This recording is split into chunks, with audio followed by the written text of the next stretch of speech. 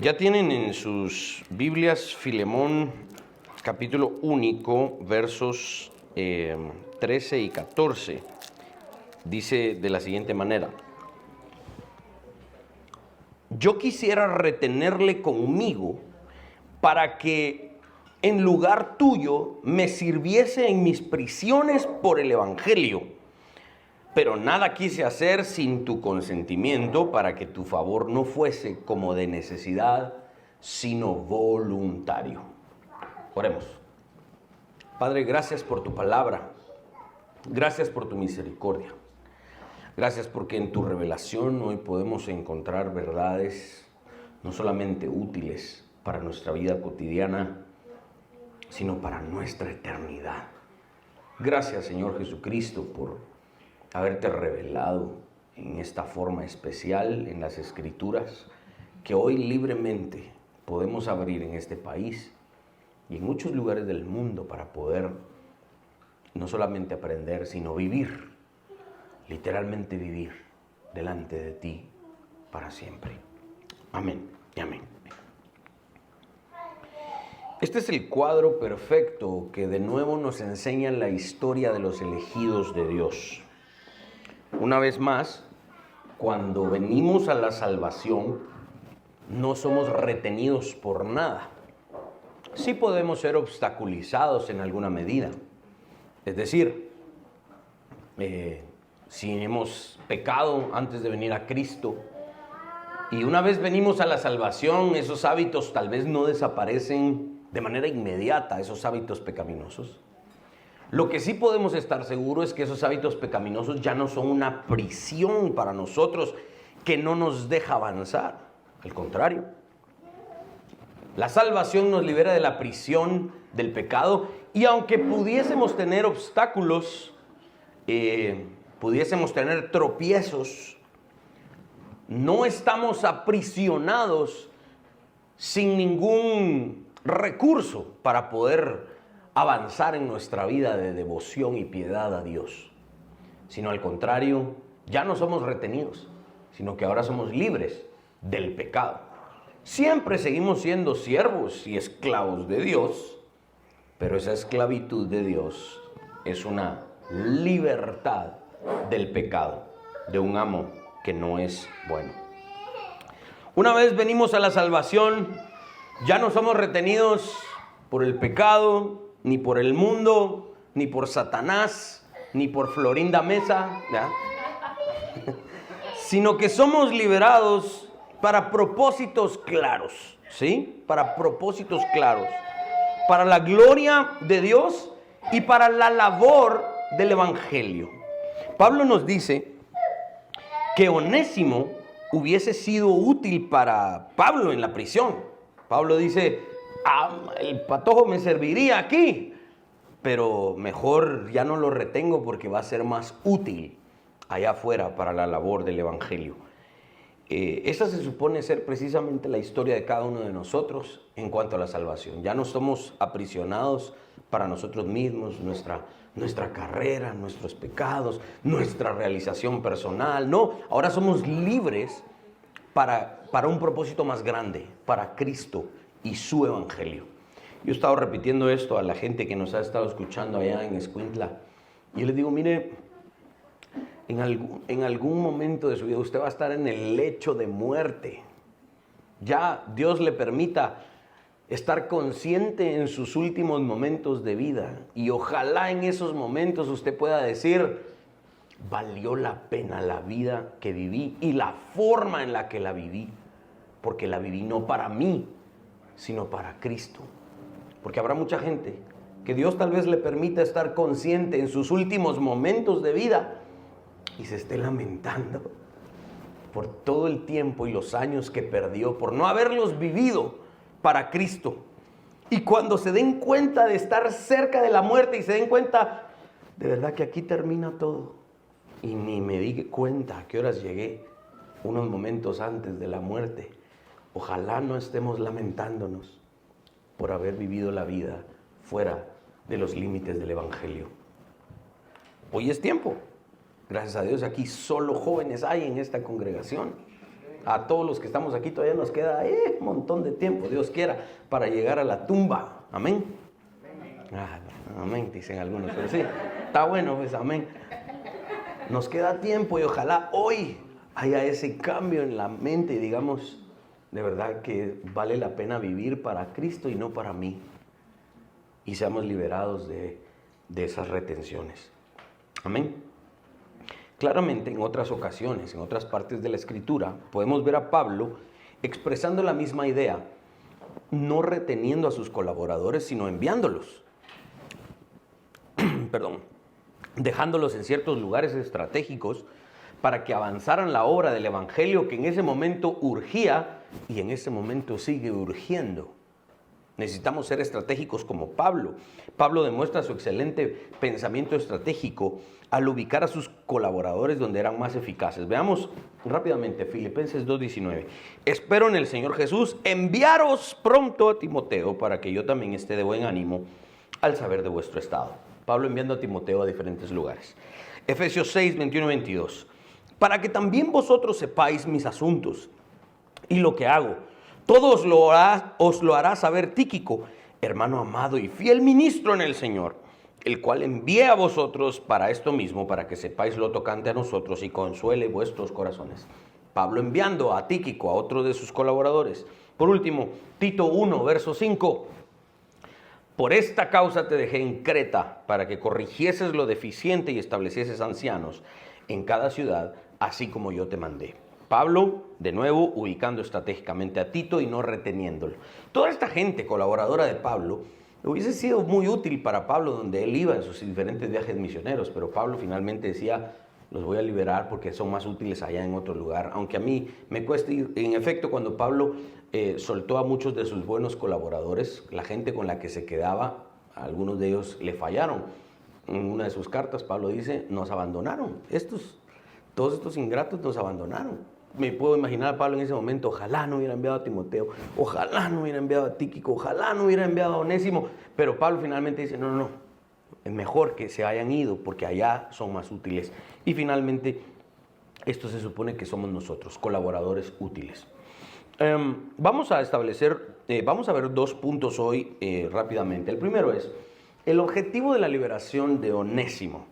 En aquel tiempo, en el primer siglo, se sabía que los esclavos fugitivos, los que habían hecho una mala jugada a sus amos, temían ser capturados y cuando eran capturados eran devueltos a sus amos y sus amos ejecutaban el castigo pertinente. Obviamente Pablo no quiere esto para Onésimo y él está en alguna medida preocupado por esto. Los esclavos o los siervos por contrato, que ya vimos el contexto en los versos pasados, a veces eran liberados por sus amos para convertirse en siervos de un dios, de una divinidad, de un dios pagano, y servir en un templo de ese dios pagano. La diferencia es que Pablo acá está queriendo liberar a Onésimo y le está pidiendo a Filemón, recíbelo como un hombre libre, pero no para el servicio de un dios pagano, una deidad por ahí, sino para el servicio del Evangelio, del verdadero Dios. Este era un método legal. De hecho, lo que Pablo está haciendo acá era una figura legal que se conocía en el primer siglo, en el Imperio Romano. Y se conocía como la manumisión religiosa. Era cierto grado de libertad para los esclavos cuyos amos estaban dispuestos a darles esta liberación. La manumisión religiosa era una liberación, pero también era un proceso en el cual, en efecto, el amo vendía a este siervo a una deidad, o a un templo, a una religión, ¿sí?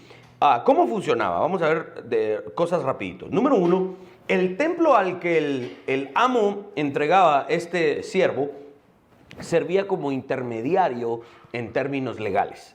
El amo vendía formalmente a este siervo a un dios con el templo y el sacerdote de ese dios o el sacerdote pagano actuaba entonces como un intermediario.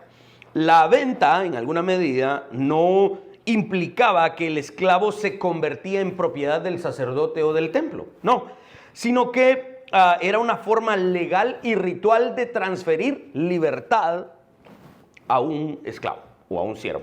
Esto podría ejemplificarse, por ejemplo, hoy, aunque obviamente no de una manera tan obvia, pero todavía se practica, por ejemplo, en Estados Unidos, la famosa visa religiosa. No sé si ustedes alguna vez han escuchado eso. Y, digamos, un ministro de aquí de Guatemala o de otro país lo llaman y lo invitan a ser pastor en una iglesia latina allá en Estados Unidos. Va y pide una visa religiosa, un permiso de trabajo para poder ejercer ministerio en ese lugar. Entonces, algo parecido estamos viendo acá en nuestros días a lo que era la manumisión religiosa en el primer siglo. Había un precio de libertad que había que pagar para que ese siervo pudiese ahora funcionar como un ciudadano libre en el imperio. El dinero para la compra a menudo era pagado por el mismo siervo o esclavo que había ahorrado durante mucho tiempo, había llegado a un acuerdo con el amo y le había dicho, bueno, llegó el tiempo de mi manumisión religiosa, ya tengo el dinero, lléveme al templo donde usted me quiere liberar, y entonces él pagaba esa dote, ¿no? Ese dinero lo había ahorrado, o en algunos casos el mismo amo se había comprometido en el primer trato cuando lo contrató como siervo, me vas a servir durante tantos años y después de tantos años yo voy a pagar ese precio por tu libertad y vas a servir en el templo del Dios que yo profeso, algo por el estilo. O podía existir la otra figura de que un amigo del siervo contratado podría pagar esta dote para que este siervo fuese liberado. El dinero se depositaba en la tesorería de ese templo que habían escogido o esa divinidad que habían escogido. El sacerdote de ese templo funcionaba como un testigo legal, ¿sí? El sacerdote del templo emitía un documento legal, a menudo grabado en piedra, esto es interesante, en piedra, que atestiguaba entonces esta transacción. Este documento era una prueba irrefutable de que este ya no podía ser siervo contratado o esclavo, si en alguna manera existía la esclavitud opresiva, y ya no podía ser sometido a trabajos forzados a un amo terrenal, sino que ahora pasaba a ser propiedad de este Dios al que lo estaban en alguna medida transfiriendo. Ese servicio a ese Dios pagano que el esclavo o el siervo ahora estaba haciendo, finalmente era una forma de libertad, porque no quedaba esclavizado al templo, no quedaba ahí como un monaguillo o algo ahí metido en un convento o algo por el estilo, sino que ahora el siervo era un ciudadano libre, pero prestaba un servicio comúnmente a este Dios y a este sacerdote al cual lo habían liberado. Este liberto o esclavo liberado continuaba sirviendo a este Dios, pero como un hombre libre, y prestaba sus servicios a este templo. Este contexto es crucial para entender la carta de Pablo a Filemón y estos versos que estamos hoy leyendo. Cuando Pablo le pide a Filemón que reciba a Onésimo, no le pide que lo reciba como un esclavo o un siervo más, o como siempre, sino que le pide que lo reciba como un hombre libre, como un hermano amado. Le dice, Pablo, recíbelo como que si yo estuviera llegando ahí contigo. La manumisión religiosa liberaba entonces al esclavo de su amo terrenal para que sirviera a un dios pagano. Pero Pablo aquí está pidiendo una especie de manumisión religiosa para que Onésimo no sirva a cualquier dios, sino al Dios de la Biblia, ¿sí? Pablo introduce entonces radicalmente un concepto nuevo en ese momento. La libertad espiritual y la hermandad en Cristo eran más importantes y siguen siendo más importantes que cualquier estatus social. Y obviamente repetimos el mismo concepto que tratamos la vez pasada con el pasaje anterior. Pablo está socavando las bases de la esclavitud opresiva que se vivía en ese primer siglo y estaba dando a luz el concepto de la libertad de la gente a manos del Evangelio. Y esto es un punto importante que necesitamos siempre recordar, porque Pablo en ningún momento está pidiendo que Onésimo sea tratado como un esclavo, sino al contrario, está abogando por la libertad de este hombre. El Espíritu Santo, inspirando a Pablo, nos enseña que esta es finalmente la historia de todo creyente en Cristo, ser liberados para el servicio del Dios verdadero. El segundo punto que quiero que tratemos en estos versos es el arte de pedir. Aquí me voy a quedar Yo quería llegar hasta el verso 16, pero hubo tanto en esta parte que de verdad mi bosquejo se alargó un poquito, pero creo que es importante que lo analicemos en su contexto y luego lo apliquemos. Pablo acaba de hacer una petición entonces muy difícil a Filemón. Filemón, échame la mano, perdonale a Onésimo todo lo que te hizo. Más adelante vamos a ver, si algo te debe, ponelo a mi cuenta. Apúntame ahí en el cuadernito de doña Chonita, de los fiadores. Yo te voy a pagar, hombre, tranquilo. Recibílo como que si fuera yo. Y hay que, ya sabemos que esto fue muy difícil de pedir.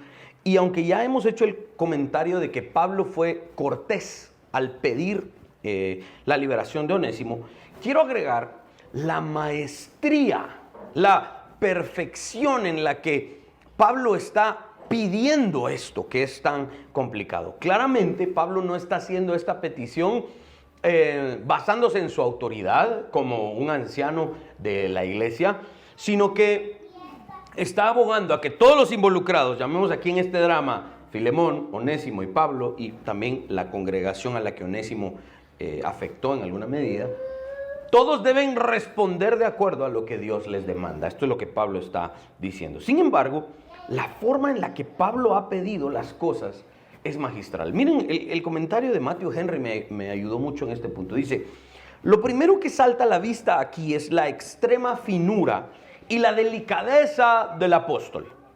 Estas líneas son un modelo de cortesía cristiana y hasta de diplomacia eficaz. Pero miren esa última línea. Parece que está dando cuando pide. Qué irónico, ¿no? Y es cierto. Pareciera ser que Pablo está como ofreciendo algo. Y finalmente Filemón está diciendo, gracias, Pablo. Y realmente el que debería decir gracias es Pablo, pero Filemón está agradeciendo porque la forma en la que Pablo está pidiendo es tan perfecta, es tan magistral, que parece que está dando cuando realmente está pidiendo. Vamos a desglosar esto porque esto es bien importante. Voy a poner algunos ejemplos y también voy a irme a otra porción del Nuevo Testamento, de donde de hecho Pablo aprende a pedir. Y no es nada más y nada menos que nuestro Señor Jesucristo. A ver, no sé si todos, pero es probable que hayamos escuchado por lo menos alguna historia de algún familiar al respecto, o nosotros mismos hemos estado en esta posición. ¿Quiénes hemos ido a la embajada norteamericana a pedir la visa? Casi todos, en alguna medida, ¿no? Y cuando alguien va a pedir la visa, es como, parece imposible eso, saber si me la van a dar. Y empieza uno a investigar, ¿verdad? Y le empiezan a dar a uno un montón de consejos. Mira, vestite bien. No vayas a responder más de lo que te preguntan. Cuando llegues a la ventanilla, no vas a empezar a dar de una vez los papeles. Espérate que el gringo te lo pida. Y lo que él te pida, vos se lo das. Y entonces le empiezan a decir un montón de cosas, ¿no? Han oído todo eso. Y la gente entonces practica hasta la forma de responder y todo lo demás. Hay una canción bien bonita de este cantante Santiago Benavides que se llama La Visa. Ahí la buscan, bien chilera, bien bonita. Y parece muy normal que a la gran mayoría de personas, al menos en estos países, les nieguen la visa, ¿no? Porque pareciera una petición imposible de conceder. Y en efecto, cuando uno está haciendo ahí la fila, ¿verdad? Van pasando y ¿a dónde piensa ir? Y no sé qué. No, adiós, no se la van a dar. Adiós, allá van. Y el siguiente, no, negada. Y ahí van con el moco caído, ¿verdad? Y de repente uno dice, híjole, ya van 3, 4 adelante de mí que le dijeron que no. De plano a mí me van a decir que no y que no. ¿Y qué si a uno se la da? Se siente uno canche, ¿va? Gringo. Porque a uno le dieron la visa.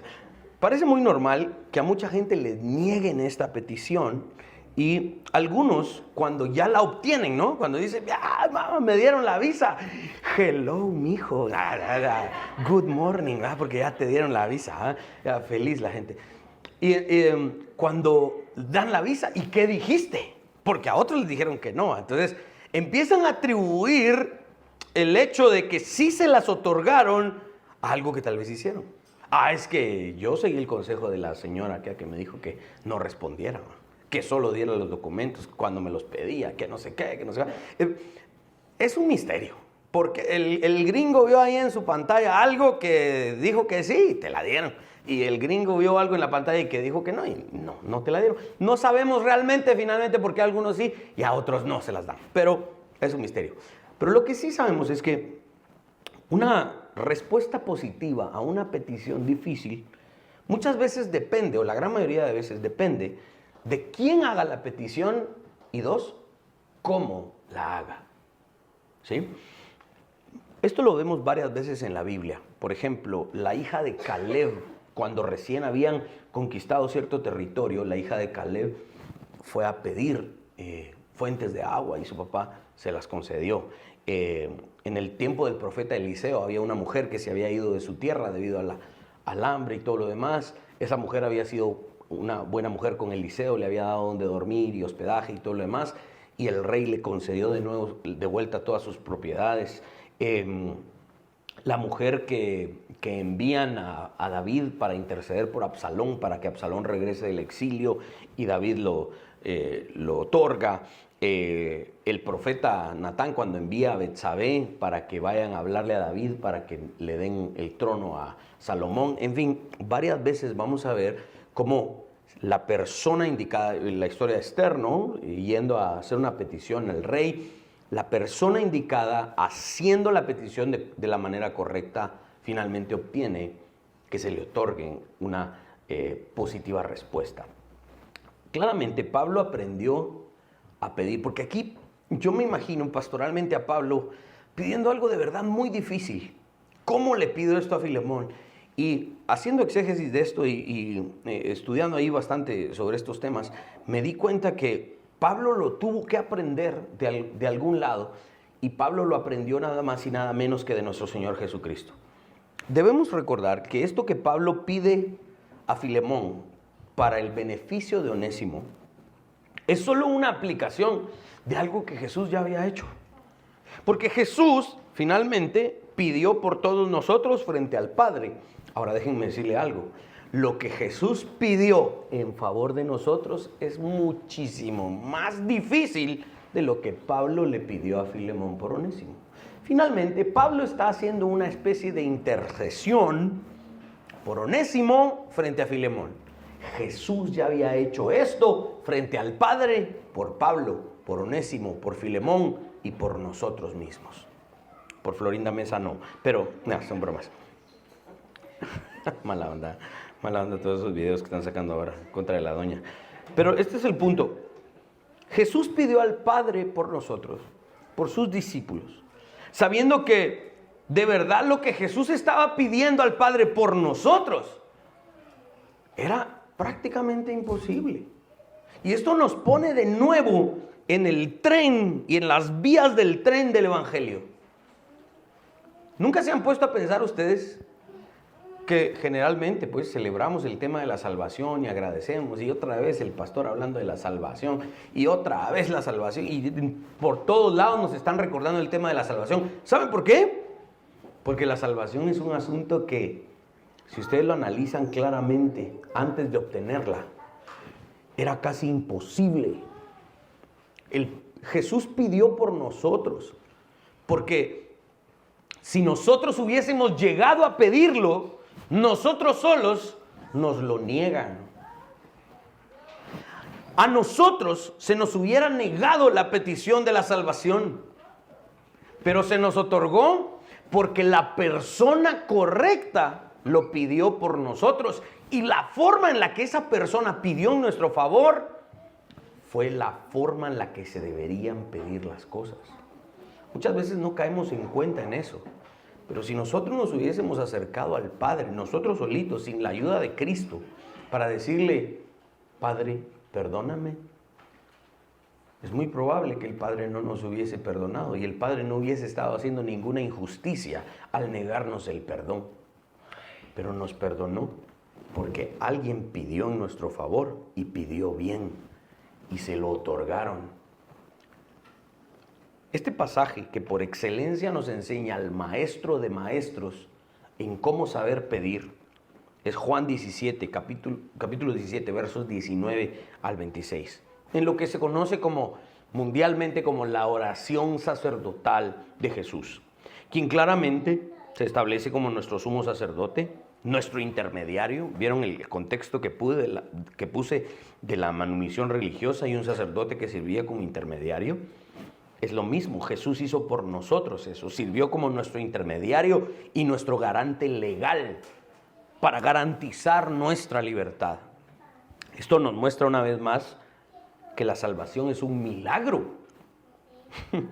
Por eso no nos debemos cansar ni de predicar de la salvación, ni de escuchar constantemente la salvación, porque sin ese punto todo el resto de la vida cristiana no sirve. Por eso es que esta iglesia fue fundada precisamente sobre una perspectiva distinta y creemos bíblica de la salvación, lo que obviamente llamamos una salvación desde la perspectiva calvinista o reformada. Primero, analicemos esto. Jesús pide por nosotros y dice: Padre, pido por estos que son míos. Pido por estos que son míos. Jesús nos puso como su propiedad y dijo: Padre, estos son míos, por favor, perdónalos. Jesús pidió usando un lenguaje y expresando su amor por nosotros, porque tiene compasión de nosotros. Veamos rápidamente Juan 17, verso 24. Padre, aquellos que me has dado, quiero que donde yo estoy, también ellos estén conmigo, para que vean mi gloria que me has dado, porque me has amado desde antes de la fundación del mundo. Segundo, Jesús pide para que seamos consagrados, santificados en la verdad, por nuestro bien, claramente, para nuestra preservación, para que no nos saque del mundo, sino que nos guarde de él. Dice Juan 17, verso 17, ayúdame. Santifícalos en tu verdad, tu palabra es verdad. Y obviamente Jesús hace más declaraciones. Y en tercer lugar, Jesús pide para que entre nosotros haya unidad, para que entre sus discípulos haya unidad y que sus discípulos sean uno, así como la Trinidad es uno. Que su relación sea tan íntima, los discípulos tengan una relación tan íntima que reflejen la unidad del Dios verdadero al mundo. Juan 17, 21 dice: para que todos sean uno, como tú, oh Padre, en mí y yo en ti, que también ellos sean uno en nosotros, para que el mundo crea que tú me enviaste.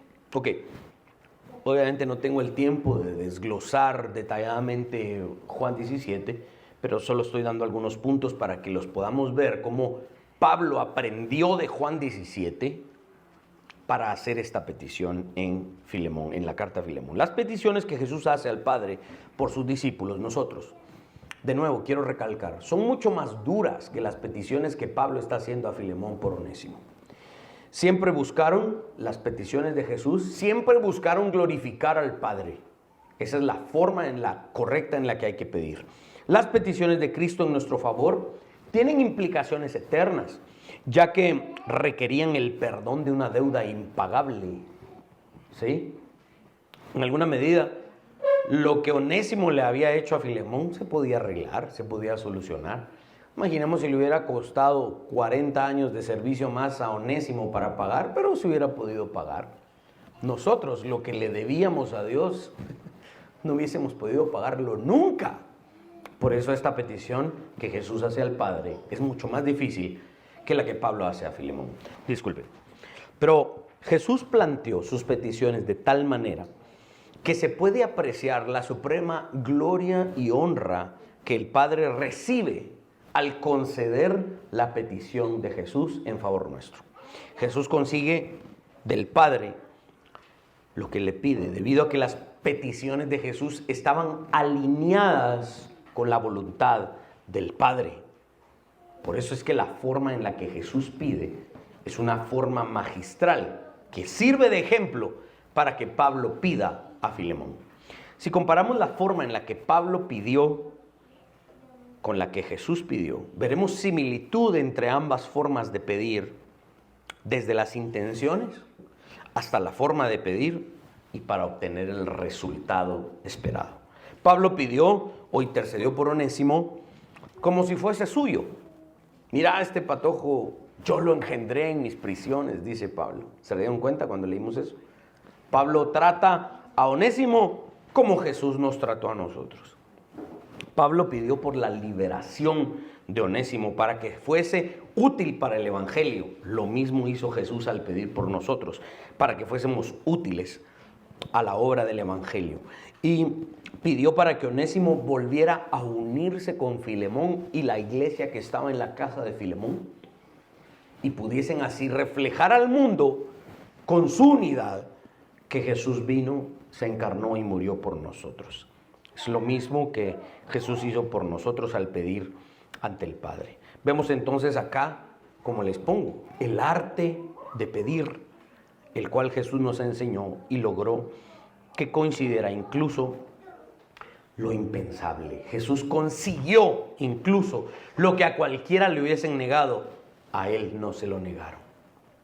Aquí quiero parar la exposición de estos versos porque me tomaría mucho más, pero voy a parar para que vayamos a un par de aplicaciones rápidamente. Número 1, la primera aplicación: ser colaboradores valiosos. Hoy en día, utilizamos la inteligencia artificial, ¿no? El ChatGPT. Es que le tengo que enviar un correo a no sé quién, pero no sé cómo ponerlo. Le pedimos a la inteligencia artificial: redactame un correo que diga tal y tal cosa. Y ya, solo copy, paste. Yo lo escribieron en la inteligencia artificial. Ahora, antes no existía la inteligencia artificial. En mi biblioteca yo tengo un libro que me heredaron, bien interesante, que se llama Enciclopedia de Cartas. Y el subtítulo dice: nunca más se preocupe por lo que tiene que decir o cómo decirlo. Con este tesoro de, 850 modelos de cartas para virtualmente cualquier asunto personal o de negocios. Es un librón así bien chilero, donde están un montón de cartas, escrito por un señor que se llama Harold E. Meyer, que él era un contador industrial, y él era apasionado por las letras y con lo que las letras pueden uno expresar. Y con más de 30 años de experiencia en el mundo laboral, fue recolectando todas las cartas que pasaban por su escritorio, las analizaba, algunas las tiraba y algunas otras las guardaba. Publicó un volumen de estas 850 formas de mandar cartas. Y ustedes pueden ver ahí que este libro enseña cómo escribir cartas para muchos de estos asuntos, y también provee ciertos modelos ya escritos. Brinda modelos para cartas para agradecer a una persona, para felicitar, para vender, para recaudar fondos, para buscar trabajo, para hacer cobros, para pedir favores, para pedir información, para proveer información. Miren, es un libro bien chilero que yo me he puesto a veces a leer ahí. Pero me llamó la atención en ese libro un caso. Y él planteaba el caso de que había una vez un colaborador de una empresa que se acercó con sus jefes y les dijo: fíjense, con mucha pena tengo que renunciar. ¿Y por qué? Pues fíjense que encontré otro trabajo donde me pagan muchísimo más. Y la verdad es que es una gran oportunidad para mí. Quiero agradecerles todo el tiempo que han ustedes me han estado empleando, pero la verdad es que tengo que renunciar, no puedo dejar pasar esta oportunidad. ¿Y cuánto te están pagando? La verdad es que me van a pagar tanto, ¿verdad? Y no, nosotros no te podemos pagar eso, no, y tampoco te podemos privar de que tengas esta oportunidad. Entonces, quiero pedirle algo incluso más difícil, ¿verdad? Allá en este nuevo trabajo, pues también me piden que ustedes me den una carta de recomendación para estar seguros de que yo soy la persona indicada que están contratando y que tengo buenas referencias.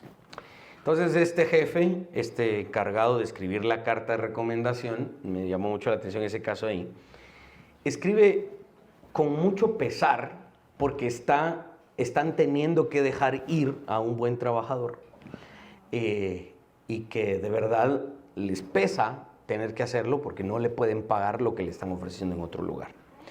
Y en esa carta expresan el pesar por dejar ir a un colaborador muy valioso. Y que entendían perfectamente las razones por las cuales él se tenía que ir y renunciar. Pero me llamó mucho la atención cómo termina esta carta de recomendación. Y escribe así: por tanto, recomendamos altamente a esta persona nuestra pérdida, su ganancia. Qué bonita, ¿eh? No fue la inteligencia artificial, fue un libro que estaba en mi biblioteca. En este drama de la carta a Filemón podemos observar el valioso colaborador que Onésimo había llegado a ser para Pablo. Pablo no nos está mintiendo cuando dice: Filemón, créeme, este patojo que te robó, te hizo daño, que se llama Onésimo, lo encontré aquí en la cárcel, lo engendré en mis prisiones, se convirtió a Cristo, y ahora el patojo salió bueno. El patojo es patojo chispudo con moto. Es, de verdad, es bueno. Pablo no nos está mintiendo. Y Pablo le está diciendo: Filemón, yo me quisiera quedar con el patojo, pero va a ser más útil allá, ya que ya cumplió su tiempo en la cárcel, te lo mando. Es como que Pablo estuviese diciendo: mi pérdida, tu ganancia. ¿Ven cuando les digo? Parece que Pablo está dando cuando pide. Qué irónico, ¿ah? Ojalá, y los que estemos viendo este punto, ojalá de cada uno de los que estemos aquí, algún día, algún jefe o algún empleador diga esto de nosotros: me duele que te tengas que ir, mi pérdida, pero es ganancia para otros. Vaya, si no, esta es una aplicación que podemos hoy tomar de las palabras de Pablo en esta pequeña carta. Que los que laboramos y colaboramos en una empresa o en algún lugar no deseen perdernos.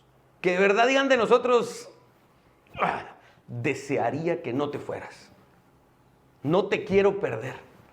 Pero sé que te tengo que dejar ir porque allá donde vas a ser más valioso. Y vas a hacer más de lo que harías aquí bajo mi cargo.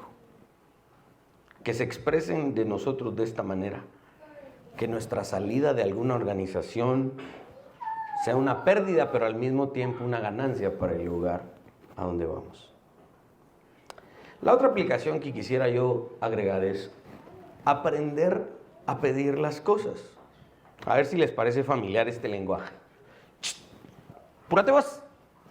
Dámelo, para ayer, rapidito y sin mal modo, hombre. ¡Ah, qué lentitud! A algunos se les ocurre agregar: apúrate, por el amor de Dios. ¿Ah? ¿Han oído eso? Para que no suene tan duro, ¿ah? Va, y esa es la forma amable de pedir las cosas en Guatemala. Porque está la forma vulgar, que nuestra fe no nos permite detallar aquí, por obvias razones.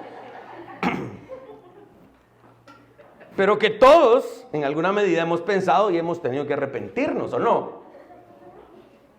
En Guatemala existen cuatro formas de pedir las cosas. La amable, que ya les mostré, la que generalmente utilizan nuestras mamás, ¿verdad? Y que cuando nosotros nos convertimos en papás también la usamos. Apúrate, ¿verdad? Esa es la forma amable. La forma vulgar. Tristemente está la forma violenta, la extorsión, ¿verdad? Tristemente ese es un asunto que también sucede. Pero yo pienso que está la peor forma de todas, la más dañina de todas. La forma más dañina y peligrosa de pedir las cosas es la manipulación. Esta forma es peor que la forma vulgar e incluso es peor, yo diría, me atrevo a decir que es peor que la extorsión.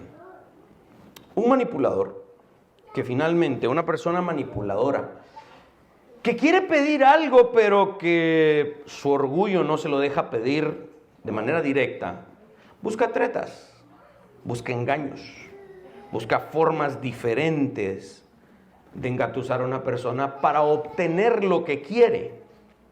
¿Sí? Tristemente, esta es la forma más dañina que incluso, tristemente, ha llegado a utilizarse en las iglesias y para el peor propósito de todos, para pedir dinero. Gracias a Dios, en esta iglesia tenemos una forma legítima de pedir dinero. Lo único que tengo que hacer es pararme en el púlpito y decirles que va a haber comida y la gente empieza a dar. Gracias a Dios, en esta iglesia les digo, hermanos, vamos a comer. ¿Cuánto necesita? Me gusta, eso es lo que me gusta. Pero en algún punto de nuestra vida nos ha tocado pedir algo, mis hermanos, y llegamos incluso al punto en nuestra vida en que nos toca pedir algo que nos pertenece. Y como creemos que ese algo nos pertenece, pero por alguna razón alguien más lo tiene, tenemos todo el derecho de pedirlo como se nos antoje. Miren la gran enseñanza y aplicación que Pablo nos está dando acá. Por eso es que el creyente sabe pedir las cosas. Tampoco es, ¿cómo está su merced? Vengo. No, tampoco es payasada de las novelas, ¿verdad?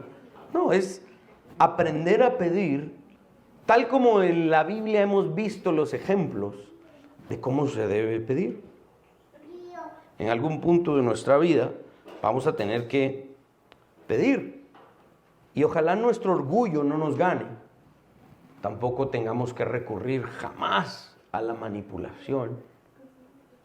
Y tampoco ni siquiera a la forma vulgar de pedir las cosas, ni tampoco a la forma amable en Guatemala de pedir las cosas. En términos prácticos siempre debemos recordar que pedir es un arte y debe estar gobernado siempre por la gracia y jamás por la imposición y mucho menos por la manipulación. Roguemos a Dios que nos enseñe a pedir cuando necesitamos, porque llega el punto también en el que hay que pedir porque tenemos una necesidad.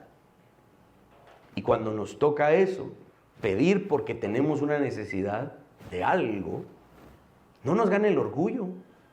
No busquemos la forma de manipular a la persona a la que le tenemos que pedir, sino que seamos honestos, directos y claros. Cuando lleguemos, mira, te llamaba porque fíjate que yo necesito tal cosa. ¿Vos me podés ayudar? Directo, claro. Un cristiano jamás pide de manera ambigua. Es que fíjese, como sabe que lo que pasó allá, entonces lo que pasó allá me afectó a mí y también, fíjese que también le afectó a aquellos. Entonces, y usted sabe, y se hace colochos como el Chavo del Ocho, ¿verdad? Para estar pidiendo cosas y en fin, termina enredando al que le está pidiendo y lo termina haciendo sentir mal. Pobrecito, basta, bueno, tené pues. Ese no es un creyente que de manera oscura está presentando como que él es una víctima o deja zozobra ahí en el que le está pidiendo y entonces se queda más engañado y con tal de que termine ya la conversación, vaya pues, no, un creyente no necesita de esos engaños. Un creyente es claro, es directo, ¿sí? Y ojalá cada uno de nosotros aprendamos de parte de Dios y de nuestro Señor Jesucristo cuando pidió lo que a nadie le hubiesen concedido y a Él sí, aprendamos a pedir de acuerdo a lo que la gracia nos guía. Seamos corteses, honestos, agradables a la hora de pedir. Porque incluso una buena manera de pedir puede abrir el espacio para una conversación y que podamos presentar el Evangelio. No sé si algunas veces a ustedes les han pasado, pero un centro comercial o un restaurante y la gente, yo estoy pagando, sí, hágame, lléveme. Y de repente los cristianos llegamos y decimos, gracias, sí, me puede ayudar con esto. Y ya los empleados están acostumbrados a que la gente los trate, pero de repente un cristiano llega y les habla honesta, tranquilamente, y les pide ayuda y les da gracias por su servicio. No, ¿y por qué le vas a dar gracias si para eso le están pagando? No, de todas maneras le damos gracias. La gente dice, ¿y por qué es diferente? Porque ha aprendido a pedir las cosas. Los que somos padres hemos tenido este reto, ¿no? Con mi esposa, con nuestros 2 hijos hemos tenido ese reto. No, es que yo quiero, no, pare. ¿Cómo se piden las cosas? Al principio es por favor. Ahí empieza. Ya después por favor. No, ¿cómo se dice? Por favor, mami. Ok. Entonces empezamos a entrenarlos a pedir las cosas. Porque va a llegar un momento, dense cuenta de algo, los cristianos, aunque somos hijos del dueño de todo, nosotros no lo tenemos todo. Va a llegar un punto en el que vamos a tener que pedir un trabajo, un ascenso, un permiso. Vamos a tener que pedir un favor, vamos a tener que pedir algo. Aprendamos a hacerlo. Este es un buen ejemplo el que Pablo nos está dando con Filemón. Siempre tengamos muchísimo cuidado con la manipulación. Tengamos cuidado en no ser manipulados. Yo le doy gracias a Dios que me ha dado esa habilidad. Casi, este me quiere dar gato por liebre, y gracias a Dios uno puede identificar eso. Hay algunos que no son, tal vez no tienen ese tacto, ¿verdad? Es que hay que despedir a tal persona. No, pero que no lo despida aquel, porque le va a terminar ofreciendo un ascenso, ¿ah? No, hay que mandarlo con alguien que sepa manejar a aquellos que son manipuladores. Y peor aún, jamás nos ofrezcamos nosotros para manipular a otra persona. El cristiano peca gravemente cuando se ofrece a la manipulación. Aquí, primero en Jesús, no vemos a Jesús intentando manipular al Padre. En primer lugar, no se hubiese podido. El Padre no puede ser manipulado. Pero en ninguna instancia vemos a Jesús intentando manipular al Padre. Y aquí, a Pablo, no lo vemos manipular a Filemón. No vemos pedirle algo a Filemón por medio de la manipulación, si al contrario, de manera directa. Eso es lo que nos manda el Evangelio. Este es el beneficio, esto es bueno, el patojo salió bueno, libéralo. Pablo está siendo claro, directo, cortés, amable. No se está yendo por las ramas ni por la tangente. Pablo está haciendo su trabajo como lo que debe hacer. Y lo mismo debiésemos hacer nosotros. Mis hermanos, la Biblia condena la manipulación. Miren, Proverbios 26, versos 24 al 26. El que odia disimula con sus labios. ¿Vieron esa frase? Disimula con sus labios es un sinónimo de manipulación. Mas en su interior maquina engaño. Cuando hablare amigablemente, no le creas, porque 7 abominaciones hay en su corazón. Aunque su odio se cubra con disimulo, su maldad será descubierta en la congregación. Pablo dice esto en Romanos 16, verso 18. Porque tales personas no sirven a nuestro Señor Jesucristo, sino a sus propios vientres. Y con suaves palabras, ahí está la manipulación, y lisonjas, engañan los corazones de los ingenuos. Pablo le está diciendo a Filemón, vos no sos ingenuo y no te estoy manipulando. El patojo te falló, Onésimo te debe, pero yo te pido en el nombre de Cristo que lo perdones.